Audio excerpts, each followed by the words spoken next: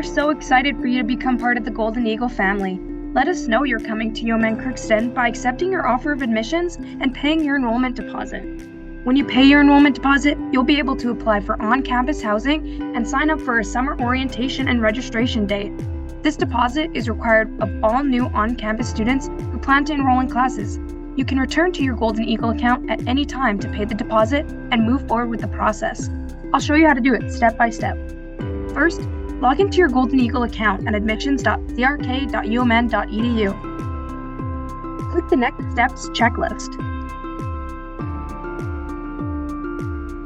Click Accept or Decline your offer of admissions and let us know your enrollment decision.